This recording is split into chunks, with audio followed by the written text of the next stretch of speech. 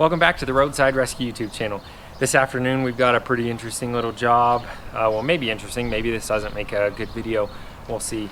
But we're going about 45 minutes away to a town that's across the lake. If you could drive straight there, it'd be all of like 10 minutes to get there. But you got to go all the way around it. It takes forever. I don't take new customers out there. This is as far as I go. This is a long-standing customer of mine, so I'll go out there for them. And they replaced their brakes, and I think rotors about a year ago, and they're starting to squeak again. So I got to go up there and check them out. Being so far from the AutoZone, I'm going to get front brakes, rear brakes. In the rear, they've got like a drum built inside the rotor, so as a parking brake. So we're going to get pads for that as well. Everything we need that it could be brake-wise going up there. If we just replace some pads, or if we do pads and rotors on front and back, whatever it takes, we'll have everything. And we're not going to know till we get up there. They can't tell if it's coming from the front or the back. They can just hear squeaking. You know, classic like going through a drive-through or beside a wall or something. They can hear it when they're braking. So it's when they're braking and not when they're driving. That's usually an indicator that the brakes are worn out. So we'll head up there, see if we can figure it out. Again, if it's interesting, then we'll make a video. Here we go.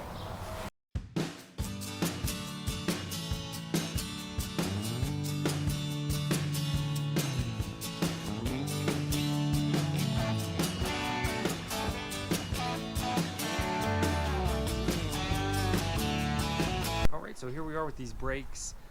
People often ask in the comments, they're like, hey, you never take stuff on a test drive. I usually take everything on a test drive, except for when COVID was bad. But I just don't include it in the video because it's just a test drive. Anyways, so front pads were replaced last year. That's interesting. Let me get my flashlight.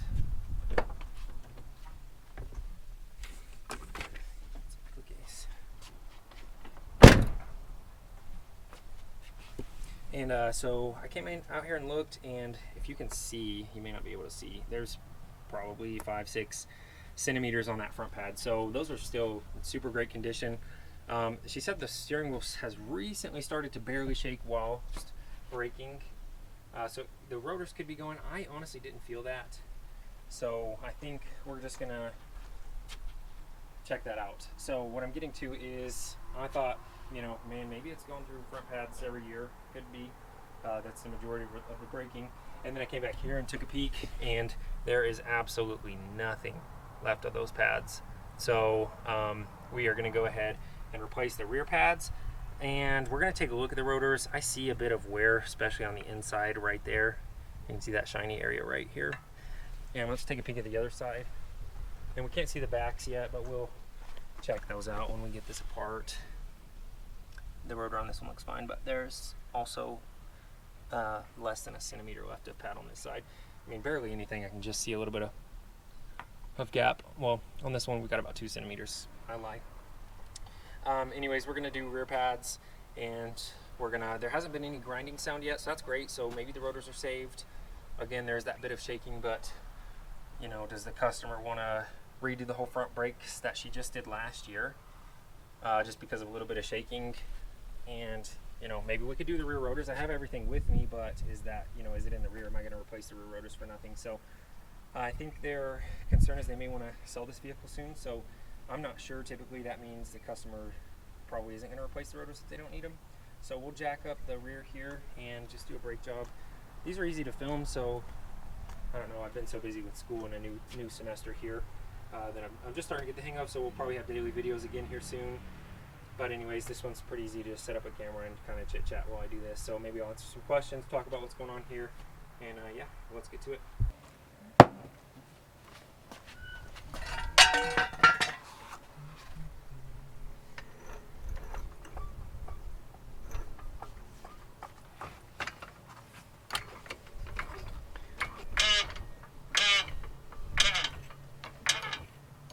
Yeah, these Nissan Quests are pretty heavy.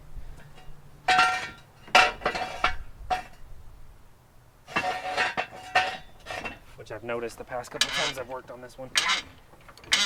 And there's another customer I have with the Quest as well.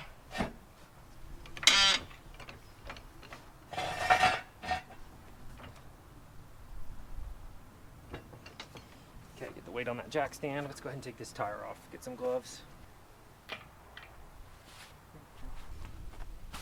Alright, here we go. I don't have everything I need yet, but enough to take this off and get a look at what's going on here, and then we'll just grab everything I need after that. There we go. So 21.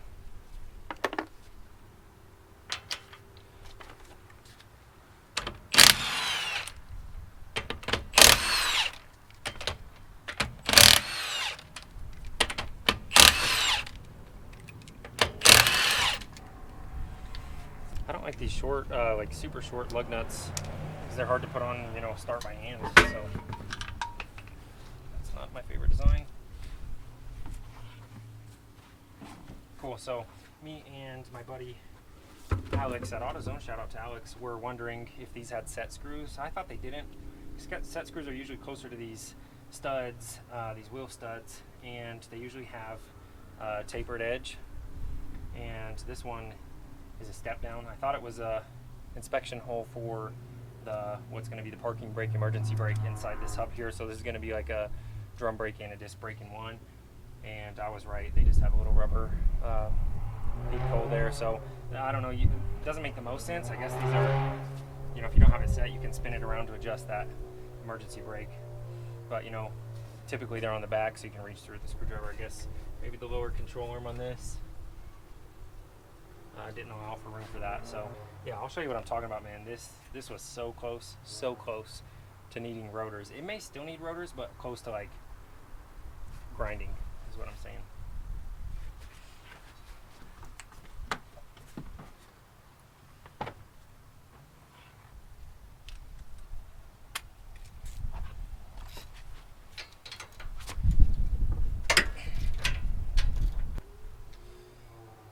Well, you know what? Don't know why I'm taking off the caliper right now because I'm not sure if we're going to need to replace the rotor or not. So just make a mental note not to forget that, and we'll just undo this caliper for the moment being. I'm not sure if this kind screws in or not, but I've got a cool new tool if it does.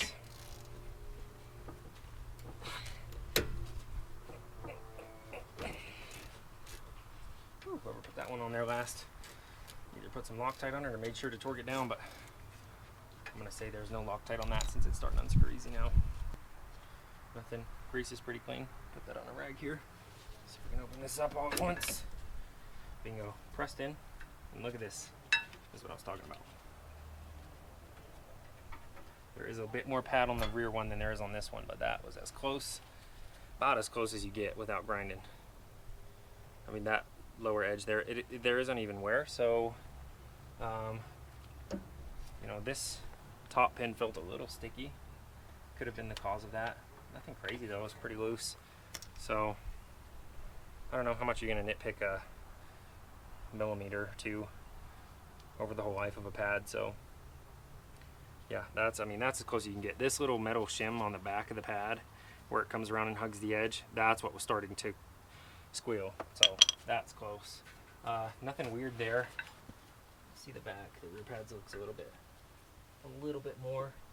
No, I may be wrong. There may be even a little bit less on that one. Yeah, this may be like the last brake job you see me do for a while, but I thought this one was kind of interesting. It's typically not the rear pads that you have to deal with. Okay, let's see. This one wore evenly-ish. This side's a little bit lower than this side this time. It's worn down like this instead of like this. So pretty much the same state on both of those. Crazy.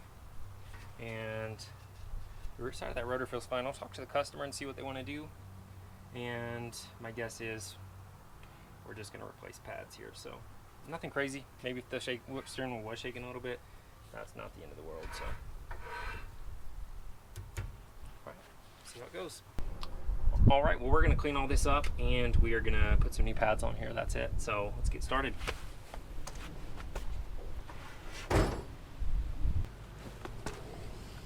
Okay, when I first started, I popped actually the caliper bolt on the back off.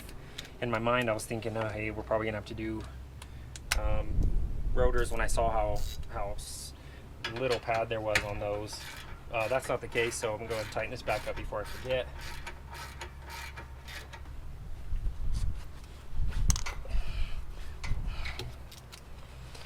And we'll go ahead and clean this up. I'm gonna put a rag under here so I don't drip, you know, that black brake dust onto their driveway here. So we'll just drip onto this rag.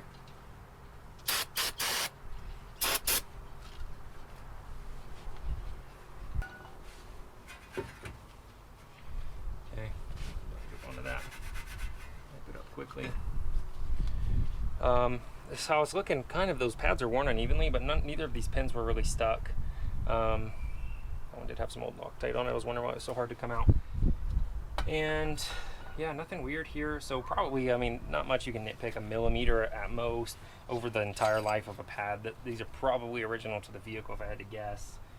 And yeah, I think this is a 2008, so we're probably, what's that, 16 years old here, almost 16 years old. Crazy. And 14, that's not 16, that's 14. So far I've left those shims in because the new brake pads may not come with a shim. We'll check. They do, so we can go ahead and take these old ones out. But I don't take the old ones out first unless I know that we've got new ones for it. So then we'll just give that its new shims. New pads, clean up those pins. Should be pretty quick little brake job here. And man, they've given me lots of extra shims in this bag. I got a double load. Looks like I got 8 instead of 4. Oh, you know what? 4 of these are going to be for a different rotor size, a thinner rotor. And 2 of these are going to fit this, so we'll see which ones those are. Not that one. Not that one. Let's just go ahead and set those off to the side. There it is. There's a wider one. That's interesting. I guess the brake pads are the same for maybe 2 different vehicles, and they just put shims in to account for that. All right, here, so I just got this caliper compressed. I'm not sure if there's brake fluid in there. Usually this doesn't mean there's brake fluid in there, but there's a little bit of a bulge in that gasket there. So I want to be careful when you put the new pad in. You want to make sure that doesn't get pinched because it can come out in the piston when it starts to come out. May have a piece of that rubber over it, and that'll pinch that. But this is mostly just a dirt shield. The main gasket in there that holds the brake fluid back is an O-ring around that piston, so that's where, you know, that's the one that you get in trouble if you pinch. You just don't want to get contamination down in there. Water and grease and road grime can, you know, corrode those O-rings around that piston and make it go bad. So we want to be careful with that. We've got our new shims in there, and let's go ahead and put our new pads in. If pads have wear indicators, I've said this before, if they have wear indicators, usually one of the set will. Like you can see here, this one does, this one doesn't. I like to put the wear indicator in the rear because you can look in on pretty much any type of brake. You can look in and readily see the condition of the front pad, you know, the pad facing the front. But with the tire on, with the caliper closed, you can almost never get a visual on how much pad is left on that caliper back there. You know, you have to take a tire off and look through this little hole here on the caliper. So I like to put the wear indicator in the back in case something weird happens, something funky, that pad decides to wear out way faster than the other one. Before you start grinding and ruin your rotors, you'll get a little bit of a VSO from that back one, whatever that's, and a warning. And yeah, those are nice. Not going to grease these because they have their shims with them, they fit, and occasionally I'll grease them. They don't come greased from the factory, so that's to answer that question. No matter what I do, people complain about it. Whether it's, you know, I didn't grease it or I did, somebody's not going to like it or I've done it a different way. They're not tutorials, and that's how I do it.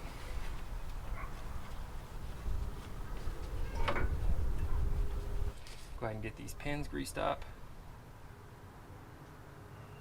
Now this caliper actually won't come all the way out because of this little, I guess it's a control arm. Yeah, well, this is a control arm. That's just a little brace on that control arm. But I don't need to. I can pull it out. I could pull it out 95% of the way. Cleaned it up and got new grease on it like that, so that's perfectly fine. Again, this is where we don't want to pinch that rubber gasket. See if I can tuck it in there before we get going on this. And sometimes they'll puff out like this because of brake fluid in there, but again, it didn't feel like the case this time. You can usually tell because if you start to push it in, it'll pop out, decide to pop out in a different spot if there's actual fluid in there. If it's just air, it tends to take a chill. And that one did for a second, so I'll just get it to that again for a second, and we will tuck this up in there.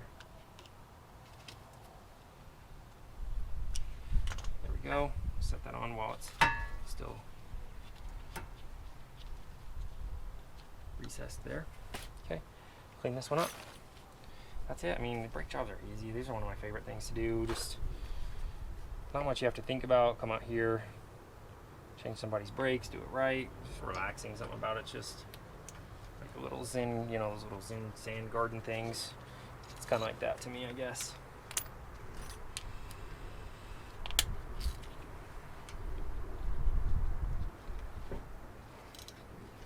You always want to pump the brakes before you drive off, so we'll check that. I'm going to go ahead and just toss everything we used over here to the other side and put this tire on, and then I'll take my impact gun over there after that, and we'll torque the tire, of course.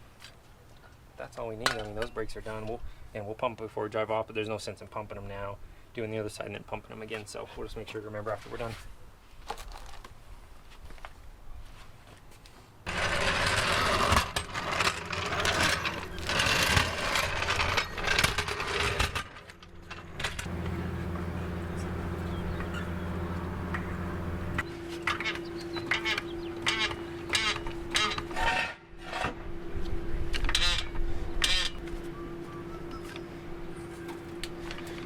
All right, here we go. We'll get a bit of a close-up here on this side. Let's just do this real quick. I mean, there's nothing else to say over here. Let's get this tire off.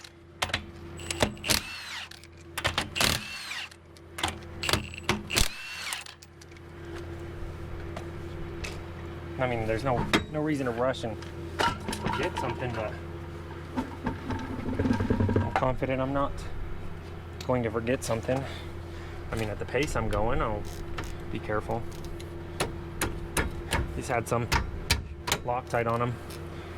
Like I mentioned on that other side, they were pretty tough to break loose. Once they broke loose, they spun pretty freely, which isn't that common of Loctite. Typically, it's hard to come out the whole way. Well, I guess it depends on the kind, but in wear as well. You can see though, these ones were just on the very first threads, so nothing crazy about that. Go ahead, pop this open. Looks like we're hung up on something there. Doesn't want to come loose. We'll just ask it with a little leverage here, but not gonna do it for us. See if I can push that in maybe a little bit by hand. Huh. I mean, these you can see on these pads they have this little extension there. I'm sure that's what that side's catching on, so see if I can just get this to kind of push in a little bit if I can. Could probably loosen this bottom bolt here. The wrench isn't going to fit on that easy. There it goes. Sometimes you just got to look at it the right way. The pads on this side I mentioned maybe in that time lapse. I don't know if I said it or not. Okay, the pads on this side, one of them has plenty of life, the other one doesn't. Again, some uneven wear here, so that's a little interesting. Maybe that piston sticking. These pins, neither of them felt particularly sticky. So I'll see how that piston feels as it goes back in. Take these shims off. Yeah, that was weird. That I guess there's two different vehicles that use the exact same brake pad, so that's my best guess as to what exactly is going on there. Get some new shims in there. These help reduce vibration and some clicking and stuff. Oh, interesting. No wear indicators on this side, so at least we have one on the back there. This back side went out at the same time as those other ones, so that's probably fine. If not, I would be concerned about, you know, if this one, out of all the brake pads, if this one was the smallest, I would have wanted to take it off that side and put it over here. But since this one was the same size as those other two, that's perfectly fine. Okay, we'll go ahead and compress this caliper here, just nice and gentle. You don't have to squeeze hard on those. Bingo, that rubber gasket out there looks good. And we're going back together. All right, here we are. Oh, let's clean this up. Clean that little pin back there as well. Get some silicone paste on that. It's good for this stuff. It's a little bit too much. Nice, nice. Pads are in place. Everything's in place. Let's clean up this pin. I did drop a little bit of rust crusties right here.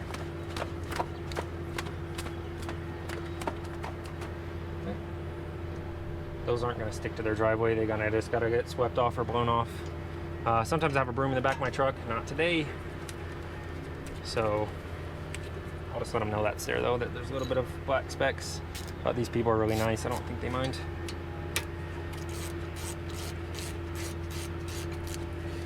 All right, that's tight. And this tire's going back on. That's all you got to do.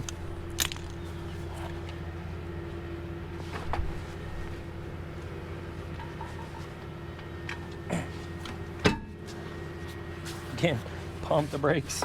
I just say that in my head over and over. Don't forget to pump the brakes. You don't want to scare your customer. Typically, I'll take it on a test drive afterwards as well. That's what I was saying before. People sometimes will be like, why didn't you test drive anything?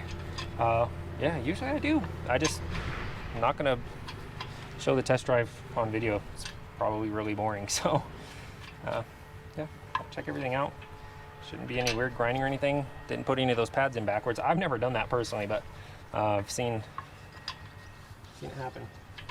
I think just once though. Okay. Well, just nub these up with the gun so I don't have to sit there and twist them forever by hand. Go grab the torque wrench I left it on the other side and we'll be done.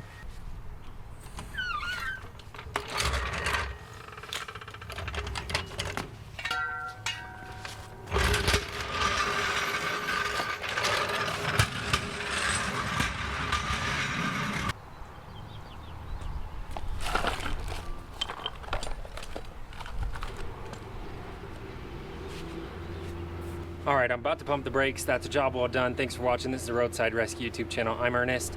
Thanks to everybody who watches these videos and supports them. I'm super grateful, and I'll see you on the next episode of Roadside Rescue.